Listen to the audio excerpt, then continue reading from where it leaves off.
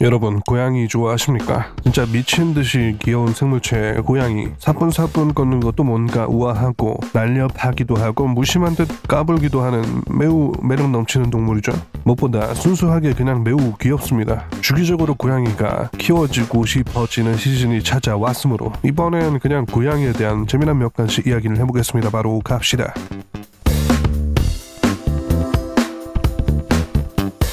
고양이의 습성 중 하나는 잠을 진짜 엄청나게 많이 잔다는 것입니다. 고양이는 보통 16시간까지도 잔다고 하는데 새끼 때는 더 오래 자서 하루 중 90%, 24시간 중 20시간까지도 잔다고 합니다. 성장하면서 줄어들어도 하루 중 70%는 잠을 자는데 시간을 보낸다고 합니다. 긴 시간 동안 완전히 잠에 빠져있는 것은 아니고 가벼운 수면 시간이 대다수라고 하는데 이때는 지나가도 빛의 변화를 감지할 수 있기 때문에 근처에서 뭐가 움직이면 금방 알아차리고 일어난다고 하네요. 수면 시간 자체는 늙어도 길어지는 것을 보면 고양이는 확실히 진짜 잠 오지게 자는 것 같습니다. 고양이 하면 또 미친 듯한 동체 시력 아니겠습니까? 고양이는 움직이는 물체를 볼 때 1초에 70회 정도로 시각 중추에 신호가 전달되며 이는 인간의 2배가 넘는 빈도라고 합니다. 반면 멈춰버린 대상에 대해서는 일시적으로 인지하지 못하며 너무 가까운 물체에 대해서 초점을 잘 맞추지 못해서 흐릿하게 보인다고 합니다. 재밌는 것은 평소에 양옆으로 뻗어있던 수염이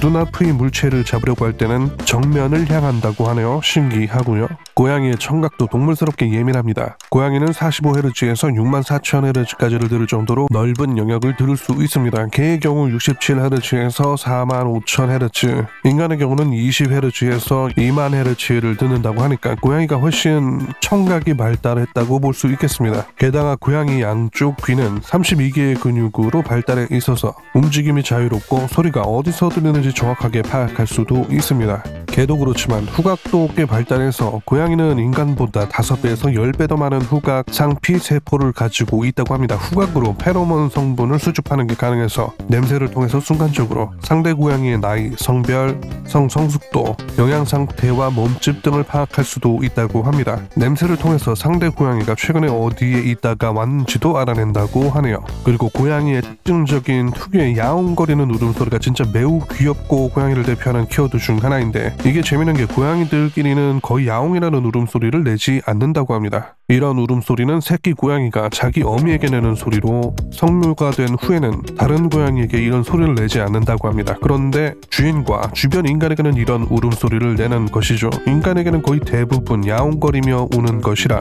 고양이에게 있어 이 표현은 사람과 소통하기 위해서 발달된 표현이라고 하기도 합니다. 집고양이의 수명은 평균 15년에서 20년 정도로 보는데 일반적인 소형견과 비슷하거나 조금 많은 수준이라고 합니다. 유전병과 관리 여부에 따라서 좀 더 길게 갈 수도 있겠죠. 매우 대조적이게도 여러모로 환경이 나쁜 길고양이들은 수명이 평균 2-3년으로 흔적이 없어도 질병과 사고로 어린 나이에 죽는 경우가 많기 때문이라고 합니다. 고양이는 다른 동물들보다 눈과 동공이 매우 크며 눈꼬리가 위로 향해 있어서 독특한 분위기를 풍깁니다. 고양이의 두개골은 포유류 중에서 체구 대비 가장 큰 안화, 즉 안구가 들어가는 구멍이 있다고 하며 코는 또 아주 조그마한 특성이 있습니다. 고양이과 전체로 따지면 매우 소형에 해당합니다. 하지만 고양이 중에서 유독 체구가 가장 큰 놈도 있으니 그 녀석은 바로 메인쿤입니다. 이놈은 고양이지만 몸무게가 많으면 10kg에서 더 큰 놈은 최대 20kg까지 가며 엄청난 크기를 자랑하는데 대충 이런 짤들의 주인공이 바로 메인쿤들입니다. 고양이의 외모는 가장 중요한 생존 전략이라고 할 수 있는데 애당초 다른 가축들은 식용이나 생산 활동에 쓰이거나 이래저래 쓰임새가 있는 반면 사실 고양이가 인간에게 주는 물리적인 혜택은 거의 없다고 볼 수 있습니다. 쥐를 잡아준다고 하는데 애당초 적극적으로 잡지도 않으므로 사실 딱히 키울 이유가 없음에도 불구하고 고양이의 그야말로 큐트큐트하고 카와이한 외모에는 매료되지 않을 수가 없었지 않았나 싶습니다. 인류는 필요성에 상관없이 유목민이건 수렵민이건 상관없이 고양이들을 길러왔습니다. 외모 자체가 공격성을 낮추고 호감을 불러일으키는 말 그대로 외모의 힘이라고 할 수 있겠습니다. 애완용 개들도 노동력 비어와는 상관없이 외모와 특유의 소형화와 미형화로 대를 이어오면서 자연 파괴자 그 자체인 인간 곁에서 살아남았습니다. 고양이와 개의 외모와 습성은 그들의 생존 전략이라고도 할 수 있겠습니다.